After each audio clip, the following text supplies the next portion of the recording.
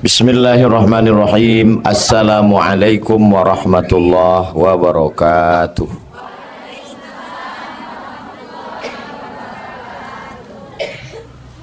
Alhamdulillah. Allahumma salli ala Sayyidina Muhammad wa ala ali Sayyidina Muhammad. Mudah-mudahan kita semua istiqomah iman dan Islam. Amin ya rabbal alamin.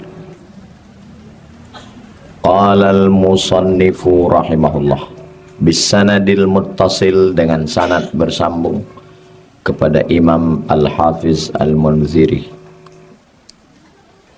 nomor 290. Waruwiya an Umar ibn al-Khattab, hadis ini diriwayatkan dari sahabat Nabi khalifah yang kedua Umar bin Khattab radhiyallahu anhu. Qala, dia berkata, Su'ila Rasulullah sallallahu alaihi wasallam, Nabi pernah ditanya, Ayyul a'mal afdal, apa amal yang paling afdal?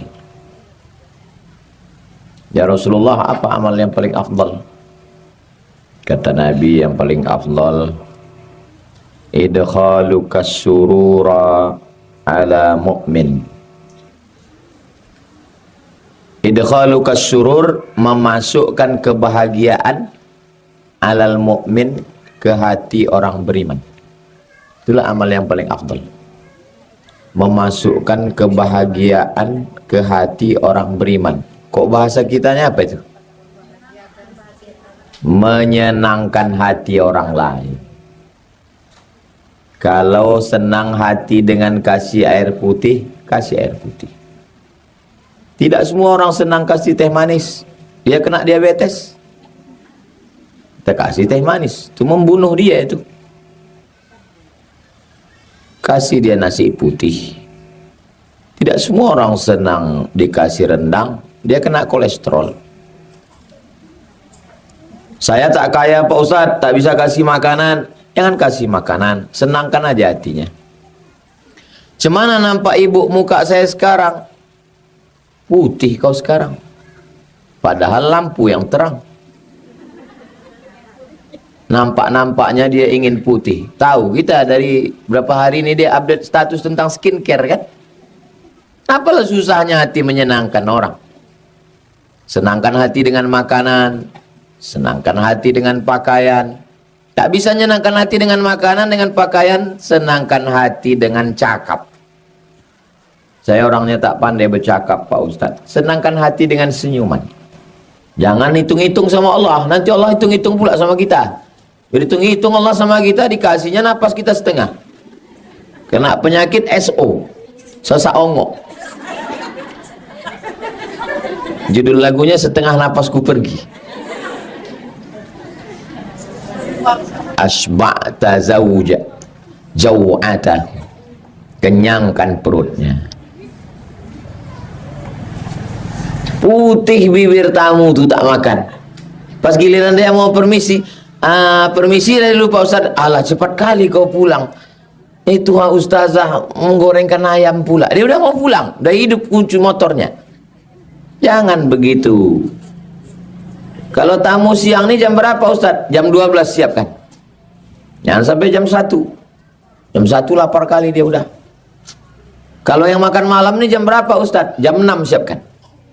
Kalau yang makan pagi jam berapa Pak Ustaz? Jam 7 kami dari masjid, lontong sudah mesti siap. Mengamalkan ini supaya santri paham. Oh, rupanya Ustadz kami itu tak cuma pandai NATO, no action talking only. Mari kita bersedekah, mari kita bagi tamu makan, air putih pun tak keluar.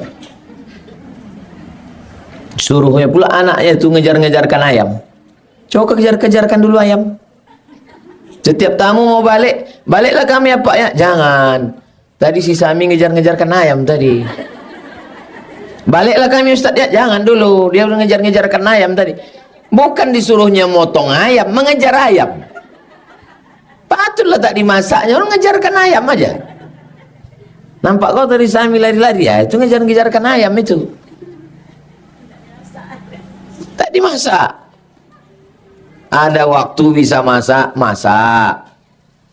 Kebetulan ustazah tak sibuk dimasakkannya nasi minyak, nasi biryani. Ustazah masak nih Pak Ustaz. Iya. Kebetulan sibuk tak sempat ditanya tamu tuh. Ini makanan dari mana? Ini namanya gulai touch screen. Maksudnya Pak Ustaz, gulai tunjuk. Eko sebungkui, eko dua bungkui, eko cie, eko dua. Tamu itu pun sebetulnya tak peduli kali dia apa yang kita hidangkan itu. Pas ditanya, kami sebetulnya Pak Ustaz tak peduli kami mau makan apa. Yang penting makan dengan siapa, kata. Dia pun pandai pula menyenangkan hati awak. Taunya dia pucuk ubi itu tua. Dari warnanya hijau kali udah. Kata. Kasih orang makan. Tak bisa kasih makan, kasih minum. Tak bisa ngasih teh manis, kasih air putih. Air putih pun tak ada, parah kali. Masa air putih tak ada. Tapi waktu saya bertamu ke rumahnya Pak Ustaz tak dikasihnya makan. Kita balas biar supaya pelajaran untuk dia. Tapi jangan kita cakapkan. Yang pula, dulu waktu ke rumah kau nggak kau kasih makan kan? Ini gini caranya ini. Itu namanya mengasari orang.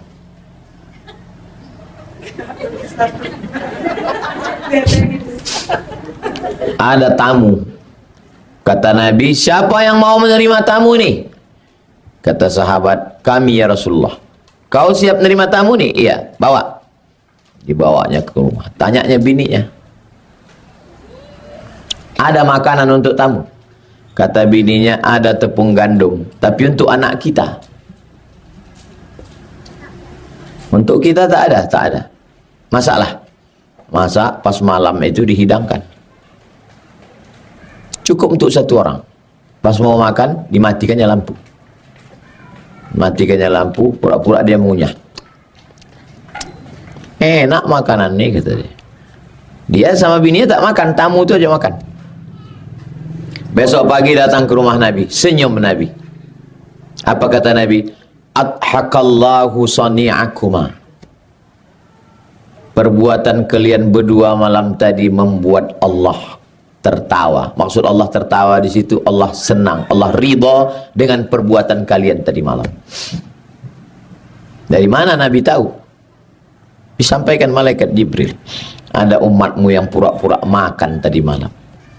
Sekarang yang banyak orang bukan pura-pura makan, pura-pura tak makan. Biar supaya tamu tak makan. Biar supaya tamu pulang. Udah jam 7 pula nih, kakak kau tu lah nggak pulang-pulang dari tadi. Pasal ada di kamar. Itulah keluar pula dia nih. Tak lama keluar anaknya. Ya, panggil mama, kata. Kata tamunya, kata. Ketahuan. Apalah ditahan duit tu. Ditahan pelit. Namanya pelit bin bakhil bin medit bin kedekut bin kikir bin sampili. Ditahan duit itu tak meleleh. Mati juga. Dibagikan pun ke tamu, tak juga kita miskin. Jadi jangan sampai bakhil. InsyaAllah ibu-ibu dimurahkan Allah rezekinya.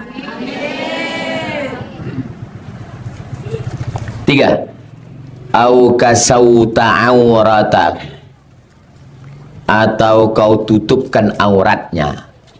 Kau tutupkan auratnya maksudnya kasih pakaian. Kasauta, kau tutup auratahu, auratnya, kasih pakaian, kasih dia baju. Seminggu yang lalu saya minta Wira mempos baju 1 kardus. Bagikan ke Pak Pulan, penjaga, udah semua. Bagikan ke Yayasan Hajah Rohana 1 lagi. Karena saya setiap acara tuh koko sama kemeja sama batik. Batik itu asal udah saya pakai sekali tak suka saya. Saya tak hobi buka batik, saya suka pakai baju putih. Nana dipakai. Itu apa disimpan di lemari berjamur. Bagi. Pakai banyak orang nanya, banyaklah Ustaz dapat sarung ya, dapat baju. Tak ada. Kau tanyalah ustazah. Habis semua bagikan.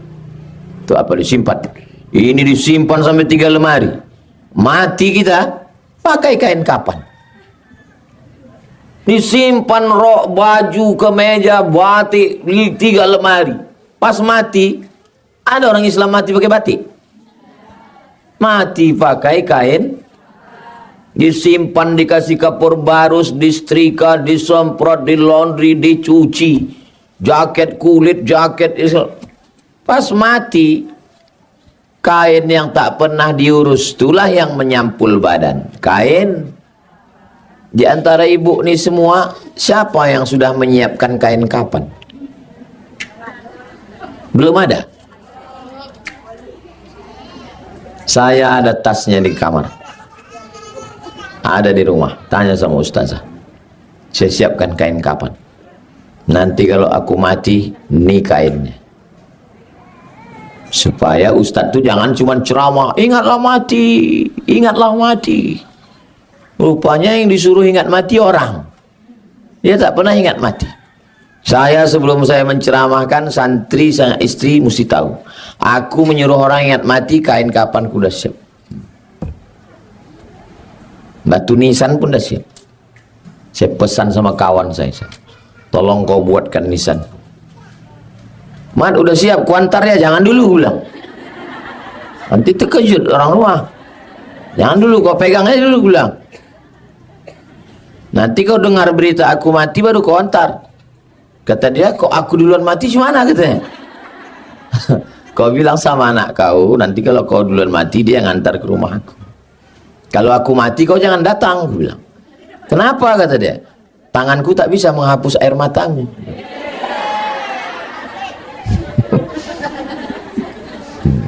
Boleh untuk update status besok kali. Jangan pula serentak, ketahuan kopi dari mana. Jangan takut cerita mati. Ini banyak bini takut cerita mati, suami takut cerita mati. Asal cerita mati, jangan cerita mati bang, jangan cerita mati bang. Kenapa takut cerita mati?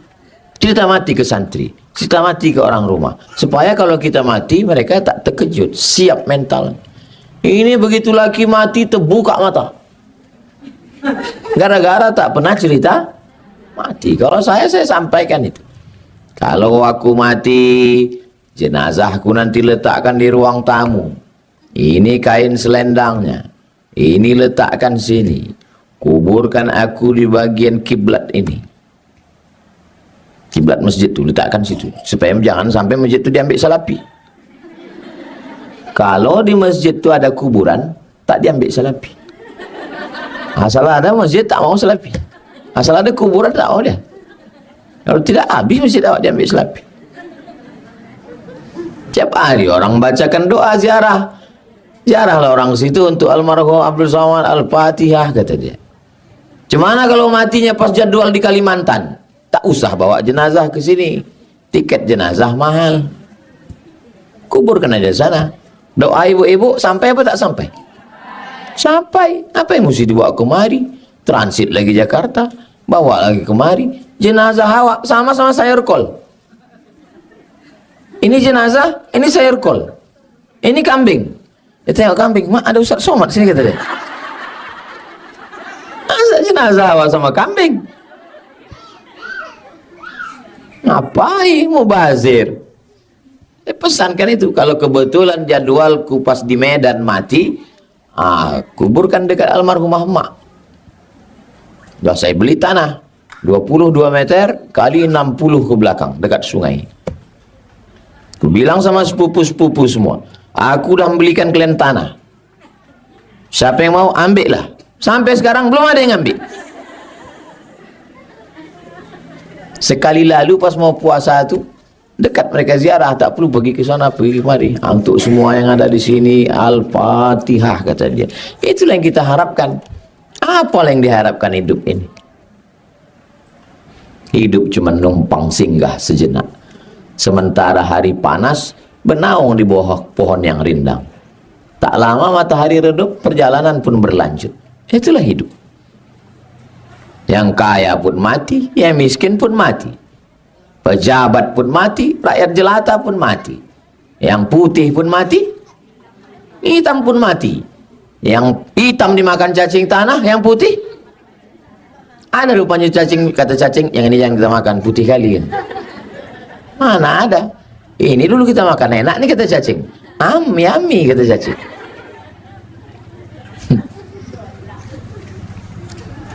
Apalah yang dicari hidup ini? Senangkan hatinya.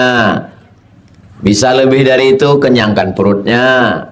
Bisa lebih dari itu, kasih pakaian. Saya kalau bawa makanan, keripik, kerupuk, dodol, kacang mete, kacang tojin, asal tinggal di dapur itu, besok jangan tengok lagi, habis disedekahkan ustazah. Kalau tak di booking, disedekahkan semua. Untung tak kain sarung awak habis semua. Jadi itulah yang akan menjadi kekal abadi. Yang lain yang disimpan-simpan tak ada gunanya. Yang keempat, au qadaita lahu hajatan, tunaikan hajatnya. Pak Ustadz, anakku ini Pak Ustadz udah tamat SD, tak bisa ku sekolahkan, tolonglah aku Pak Ustadz. Tunaikan hajatnya. Assalamualaikum Ustadz Al-Nob.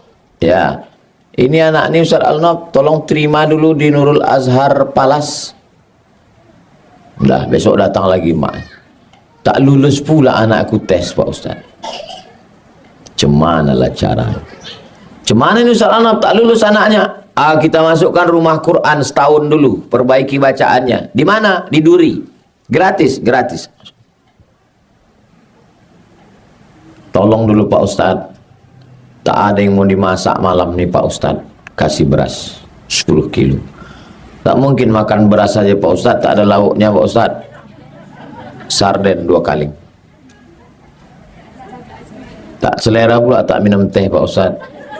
Bolehkan teh, bolehkan gula. Ustazah suruh, Ustazah catat nomor-nomornya, di gang mana, rumah yang mana. Nanti kita antar sore-sore, kita belanja ke areng ke atas tuh. Jangan suruh orang belanja, jangan cuma kasih duit, tak terasa ke lubuk hati kita. Kita belanja, kita mikul, kita bawa, kita nyerahkan. Tak perlu dipoto. Yang perlu foto posting. Alhamdulillah udah 3 kilo hari ini. Kamu berapa? Rusak. Kata Nabi, kalau mau melembutkan hati, at'imil masakin, kasih orang makan, fakir miskin. Wamsah ra'sal yatim, usap kepala anak yatim. Jangan cuma ngirim duit. Datang kita menengok dia makan. Bawakan. Ibu yang pandai masak nasi bungkus. Bawa anak-anak, cari panti asuhan.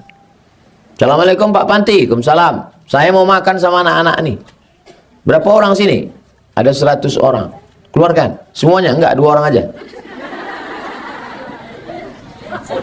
Ya, jangan pula semua, waktu ada kan?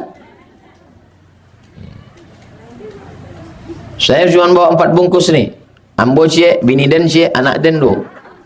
Terus anak yatim nih, mencaliak saya.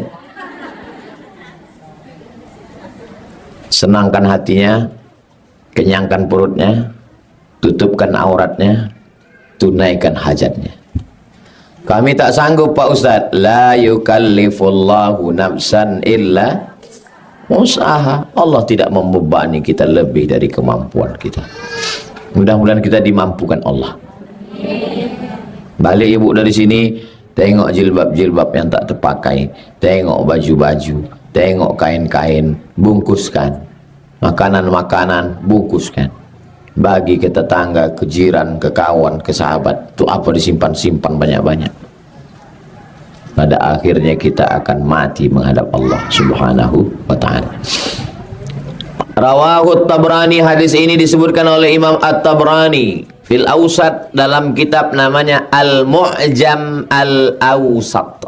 Al-Mu'jam Al-Awsat. Oke, kita lanjutkan 291. Wa akhrajahu Abu Syekh, diriwayatkan oleh Imam Abu Syekh dalam kitabnya namanya Fi Thawab. Thawab artinya balasan pahala.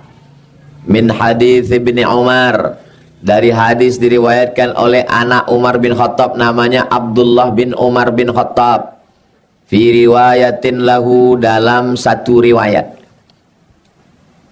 Ahabbul a'mal, amal yang paling dicintai Allah, amal yang paling disukai Allah, ilallah, sururun, bahagia, tudkhiluhu ala muslimin, kebahagiaan yang bisa kau masukkan ke dalam hati saudara. Itulah amal yang paling bagus. Kebahagiaan yang bisa kau masukkan ke dalam hati saudara, menyenangkan hati orang lain. Banyak orang sanggup menyenangkan hati orang, hati lakinya hancur. Banyak orang sanggup menyenangkan hati orang, hati bininya berkeping. Maksudnya di sini ring satu keluarga, emak, ayah, abang, adik, kakak, laki, bini. Habis itu barulah orang-orang jauh. Ada juga orang kalau ke kawan, ke tetangga, baiknya minta ampun. Kalau ngajak kawan minum jus, kau mau pesan jus apa? Jus mangga, jus melon, jus apel, pesan semua. Tapi kalau makan sama bininya, air putih aja. Ada tak orang macam ini? Banyak juga ngaku.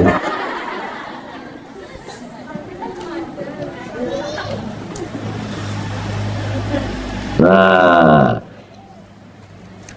au takshifu anhu kurbatan, atau kau hilangkan kesusahannya. Kalau mengadu dia dengan kesusahannya, kepayahannya, kesulitan hidupnya, maka tolong dia lepas dari segala kesusahannya ini. Tolonglah Pak Ustadz, anakku tak makan. Tolonglah Pak Ustadz, baju sekolah koyak. Tolonglah Pak Ustadz, sepatunya tarik. Tolonglah Pak Ustadz, ini tak ada minyak. Tolonglah Pak Ustadz. Kasih tolong. Tak ada ruginya itu. Tak miskin, tak susah kita gara-gara itu. Lepaskan dia dari segala macam kesulitan, kesusahan hidup. 3. Au tatrudu anhu ju'an, kau usir ju' artinya wa at'amahum min ju', usir ju', lapar. Siapa namanya? Si ju', lapar lagi. Usir kelaparannya, jangan sampai dia lapar. Zaman dulu lapar itu pantang, tak boleh. Zaman sekarang orang belapar-lapar. Kau pucat kali muka, aku tengok, aku lapar kali. Kenapa tak makan? Diet. Apalah orang ini. Makanan ada, beras ada, gulai ada, sambal ada, belapar-lapar. Lapar, mati. Apa ditahan-tahan makan? Au taqdiya anhu dainan, bayarkan hutangnya. Ini tak ada dalam hadis yang tadi. Dalam hadis tadi tak ada ini. Tapi dalam hadis ini ada satu khusus, au taqdiya lahu dainan, bayarkan hutangnya. Pergi ke warung, tanya yang punya warung tuh, Bu, siapa di perumahan ini yang utangnya paling banyak sampai tak berani keluar rumah, tak berani wirid yasin, tak berani pengajian karena banyak utang? Tolong dia. Kalau mau lepas kita dari masalah, begitu caranya. Mau lepas dari masalah ini 3. Yang pertama, berdoa. Yang kedua, sedekah.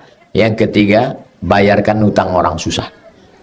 Kenapa dia berutang, Bu? Dia sibuk main online, Pak Ustadz. Mampus di situ. Kebetulan kemarin anaknya sakit, lakinya pula meninggal. Dia pun sekarang kena penyakit, Pak Ustadz. Tolonglah dia. Tanya juga sebabnya dulu. Syanu itu kenapa? Si main judi online aja kerjanya, Pak Ustadz. Sebentar ya, aku ke sana dulu, Bu. Ibu kemana? Aku ke kantor polisi, mau kulaporkan dia. Biar ditangkap campakkan orang itu ke Sungai Siak. Itu makanan hiu-hiu situ. Kata hiu, aku pun tak mau makan ini, pahit darahnya gitu. Ada kawan saya kena masalah di Bandung. Saya tanya dia, cemanalah kau bisa lepas dari masalah yang dahsyat ini?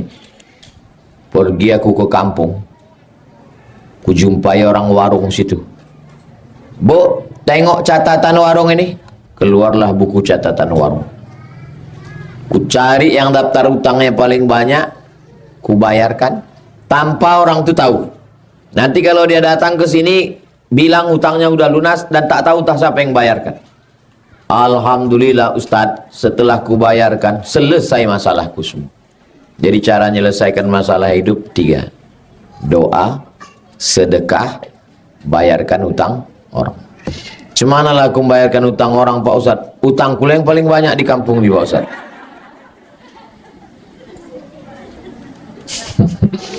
Nasib lah.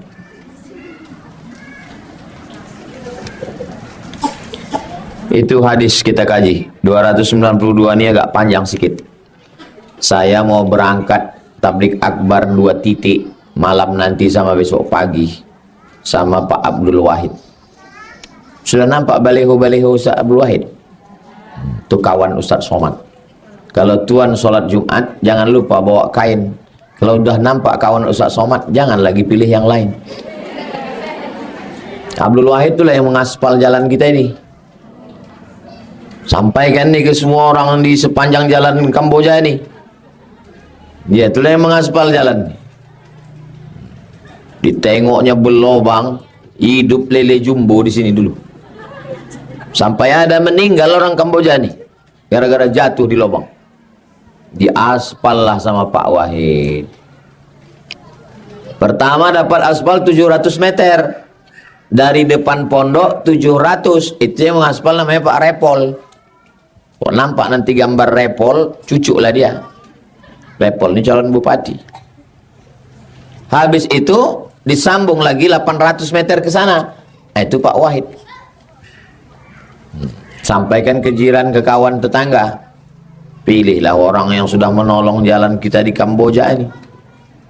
Bisa Ibu sampaikan ke grup-grup WhatsApp mak-mak garis keras. Sampaikan ke orang itu semua ya. Untuk yang kabupaten, Repol yang mengaspal jalan. Untuk yang provinsi, ingat, mudah ingatnya. Cuman satu tuh yang calon pakai Abdul. Ingat Abdul Somad, ingat Abdul. Nah, udah aman tuh udah. Jangan sampai nanti pas penghitungan suara kalah Abdul Wahid sini, malu kita. Udahlah diaspalkan jalan kita. Mau diletakkan kemana muka Ustadz nanti? Ya di situ aja. Apa pula berlaku lain? Ya nanti Ibu ngomong sama orang tuh, tolong kita menangkan Abdul Wahid nih. Nanti kalau tak menang dia di Kamboja, kita letakkan di mana muka Ustadz itu? Ya di situ aja. Apa kalian pindahkan ke tembok?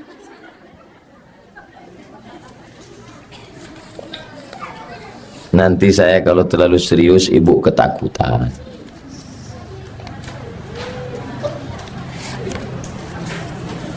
Kita jawab pertanyaan, habis itu baru kami jalan sama Ilham ke Taluk Kuantan. Bagaimana cara orang yang bermuka dua? Tadi baru kita bahas kemana diletakkan muka. Ini dua pula mukanya. Satu di muka, satu di belakang. Orang kalau mau masuk ke hutan, mukanya memang dua. Satu diletak di muka, satu dibuat di belakang. Cari patung topeng di belakang, karena harimau tak mau menerkam dari depan. Jadi kalau di belakang bingung harimau itu menerkam mana yang muka dia. Aku pusing kata dia. Gak jadilah, pergi aja lah kata dia. Itu akan dipasang muka itu dua, sini satu. Jadi kalau ada kawan kita, tetangga kita bermuka dua, berarti dia disangkanya kita harimau. Daripada kau terkam, biarlah muka aku dua kata dia. Maksudnya muka dua di sini adalah munafik. Di depan kita manisnya. Bercakap dia 5 menit kena diabetes kita. Saking manisnya. Tapi di belakang dia, biasanya semakin tak terdengar suaranya, semakin akurat informasinya.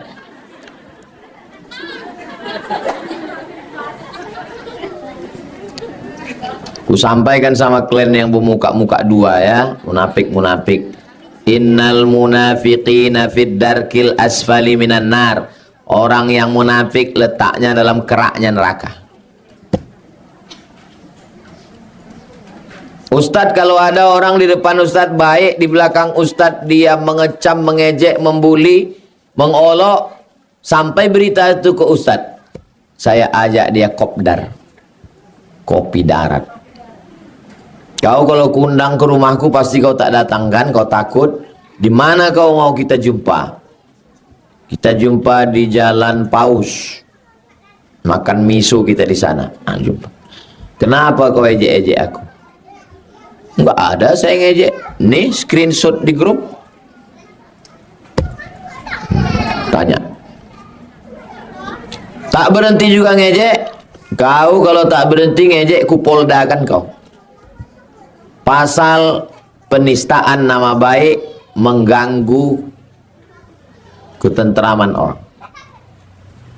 Kalau udah kita gitukan, tetap juga dia tak usah pikirkan lagi, karena melawani orang gila tak akan pernah kita menang. Biarkan aja lah dia dengan kegilaannya, jangan pula kita ikut. Nyambung aja pula dengan itu. Sedapnya ceramah di pengajian Az-Zahran. Tak usah diurus orang, kita urus saja urusan kita. Saya ingin sekali mengundang Ustadz datang ke acara syukuran kecil-kecilan di rumah saya. Apakah Ustadz berkenan untuk menghadiri undangan saya, sekaligus kedua orang tua saya ingin bertemu, datang jauh dari Sungai Guntung. Sungai Guntung nih, dari sini ke Tembilahan 7 jam, dari Tembilahan naik speed lagi 5 jam. Sungai Guntung. Kalau mau dekat naik pesawat dulu ke Batam, dari Batam naik speed 3 jam daripada jalan darat dari sini. Mau datang kemari, mau jumpa Ustadz Somad, datang Rabu pagi, ikut pengajian Riyadus Shalihin, habis itu tunggu saya di rumah kayu. Nanti saya kasih makan lontong pagi. Karena kalau saya mendatangi rumah satu-satu, nanti semua perumahan ini minta datang. Saya datangi, ini rumah kami lah Ustaz, rumah kami lah Ustaz, rumah kami lah Ustaz. Ini satu jalan ini lebih 360 rumah. 2 tahun saya mendatangi rumah ini baru selesai. Kalau tidak nanti kami yang selalu pengajian, Ustaz, kenapa Ustaz tak datang ke rumah kami? Macam mesin pompong rusak. Bawa makcik, pakcik, ayah nih yang mau jumpa nih, Rabu subuh lapor ke Ustazah Neti. Nanti ku kasih lontong sayur sama teh manis, biar supaya adil. Mau berfoto sama Ustadz, syarat berfoto sama saya 2, anak-anak sama nenek-nenek.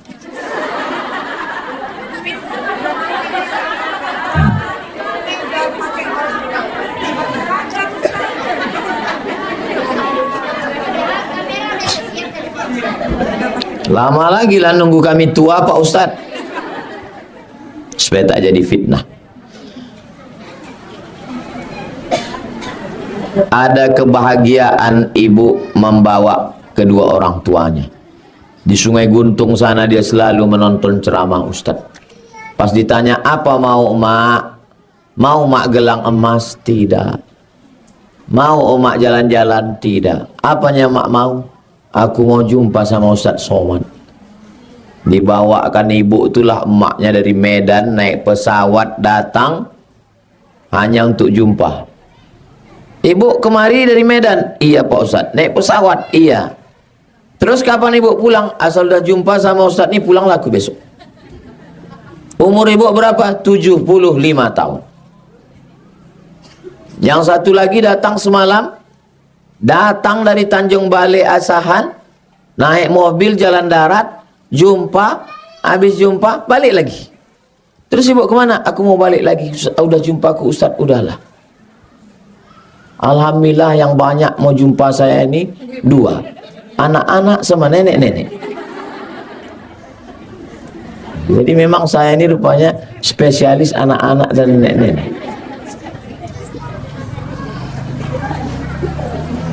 Ustadz tolong datang ke rumah saya Pak Ustadz. Kenapa? Mertua saya Pak Ustadz naik darah tingginya. Pas koma tuh menyebut Ustadz Somad, Ustadz Somad gitu. Datang saya bacakan doa.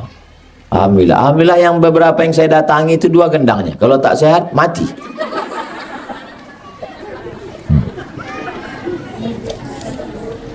Kenapa lah orang itu selalu ingat sama saya? Karena sebelum tidur didengarnya ceramah saya. Itu yang buat orang itu ingat. Sebelum dia tidur dihidupkannya, agak-agak 5 menit saya ceramah, dia pun tidur. Besok pagi terbangun ceramah juga lagi saya.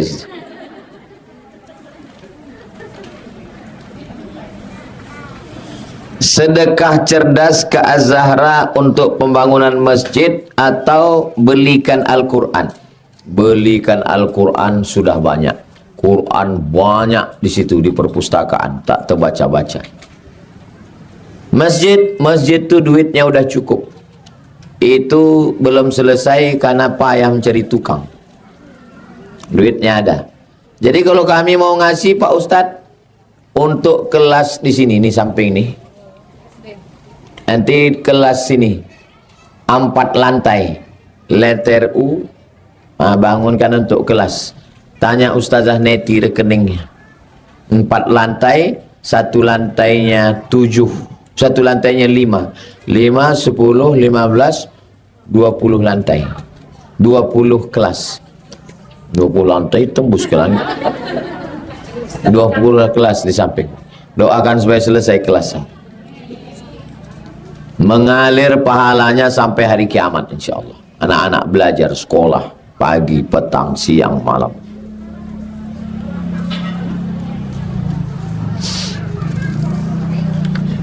Salah satu jamaah majelis ta'lim Az-Zahra Sani dalam ikhtiar untuk sembuh. Qadarullah beliau mengalami kecelakaan pulang dari Tahsin pada hari Senin 26 Agustus yang lalu. Masih ada sehat apa? Sakit.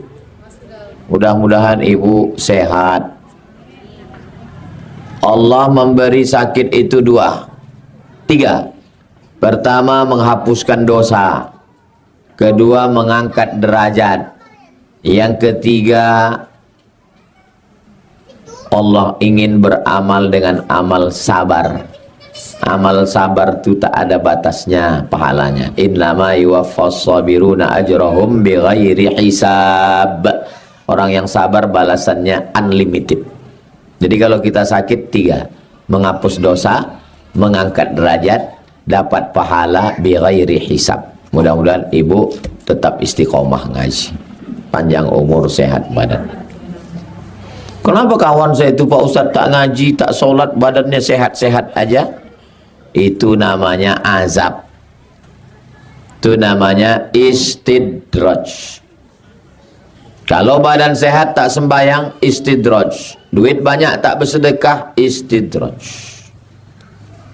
Azab yang tertunda. Allah kalau sayang sama kita, ada dosa kita sedikit, langsung dihapuskannya. Supaya waktu kita mati tak ada dosa lagi, sehingga kita tak singgah di neraka. Makanya kita selalu husnuz. Apalah aku nih, sikit-sikit sakit, sikit-sikit sakit. Sejak ikut pengajian Ustaz Somad inilah sakit. Dulu waktu tak pengajian, waktu rambutku macam mak lampir, waktu bajuku masih you can see, sehat-sehat aja aku. Sekarang pas ngaji hilang selop. Datang kedua hilang helm. Datang ketiga hilang laki. Bagaimana cara menghadapi masalah? Tapi kita harus, hidup ini memang banyak masalah. Kalau banyak cucian, itu namanya laundry. Yang namanya hidup ini, siapalah yang tak punya masalah hidup ini? Kita harus mengakui kesalahan yang tidak kita buat. Oh, tak mau saya. Saya kalau dituduh melakukan kesalahan, tak mau. Jangan mengakui kesalahan yang tidak kita lakukan. Fitnah itu.